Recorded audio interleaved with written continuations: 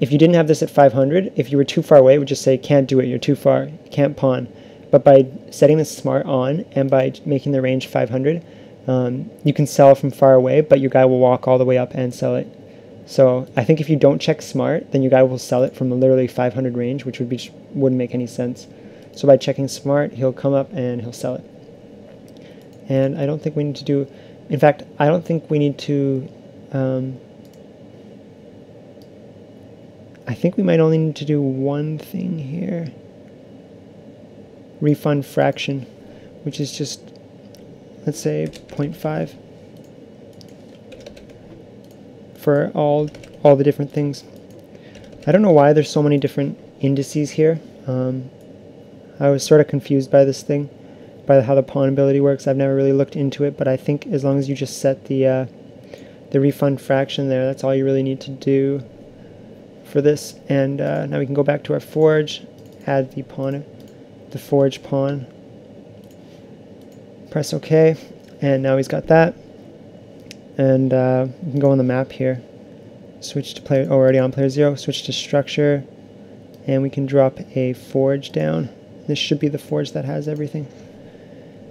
And while we're here, let's go back in the data editor and let's set up the loot so that we can get some Zergling blood dropping from the Zerglings.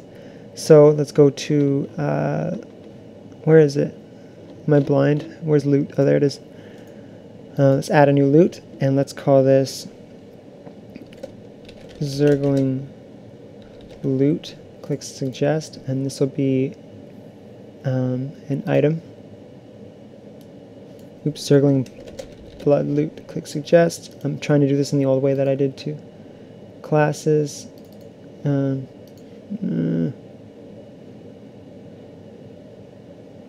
So the way Blizzard has it set up, sorry for my confusion here, but you set the class you want to drop, and then you set the minimum and maximum level from that class, and it'll like pick something random, I think.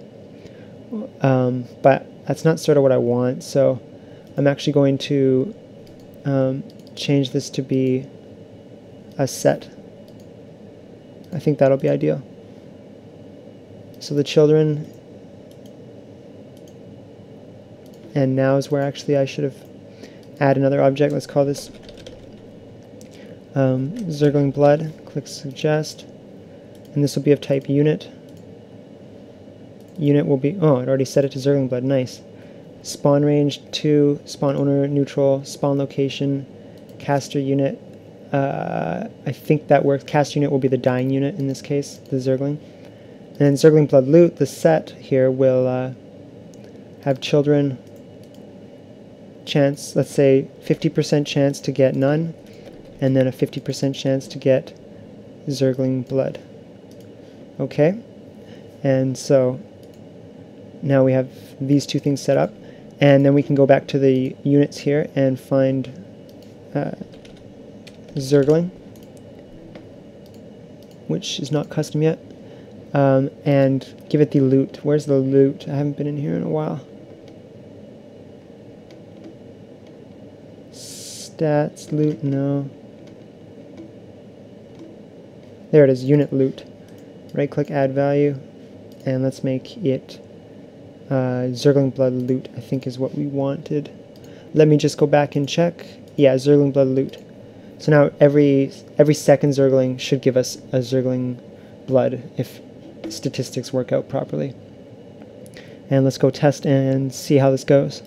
Okay, see the shop here. I can see the purchase short staff. It has a nice button. Costs 2 minerals. And I actually have, oh, I forgot to get rid of the initial trigger, so I actually have money. You can see the buttons are updated here. And if I pick up the short staff, I have my weapon. And if I can sell it here, must target a unit with an inventory. Oh. Well, I'll have to fix that, but if I pick up the Zergling blood, let's see if that changes anything. Nope. If I run out of range, you can see I don't see anything, but when I come close, I get to see this, and I can purchase it. And you see it's not on the ground because it's in my bag right here. And if I drop this one, and then I go purchase one, it'll appear right there. So you can see that the item buying is working, And let's go check that the loot is working. And you'd actually want to get, you saw that little unit complete thing up here, so you can get rid of the alert for the train ability. Yep, there's the Zergling Blood. I just leveled. Let me get my Spirit Bolt, own this guy. Boom.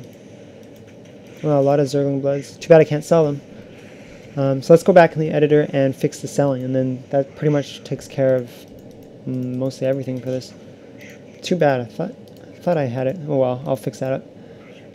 Okay, so I think what I screwed up was the item unit itself being pawnable. That could be it. Let me check. I think you have to check this off, and I think that's what I missed, but I'll just make sure. Okay, pawnable. I've made them both pawnable now, and let's go find out if that worked.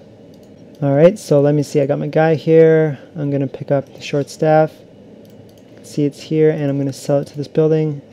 And boom, we got 1 mineral back. And Zergling Blood, where is it? Sitting over here. And boom, we got another mineral back. So that's pretty much it. Over the course of this giant tutorial, I've shown Veterancy, attributes, weapon, which my guy doesn't have right now, the abilities, and the inventory. And that pretty much covers making a hero. At this point, you have to go and do a lot of repetitive stuff, like adding more levels, finishing off your terrain, adding quests, some of my other tutorials, adding a revive system, a save system. A lot of it, each individual part takes a lot of work, and that's why an RPG takes a lot of work, because it takes a lot of time. And you know, even World of Warcraft, whatever, took like $100 million to make that game, according to whatever website was talking about that. So RPGs are definitely a lot of work, but I hope this tutorial gets people started on making them, because I personally would like to see more in StarCraft 2.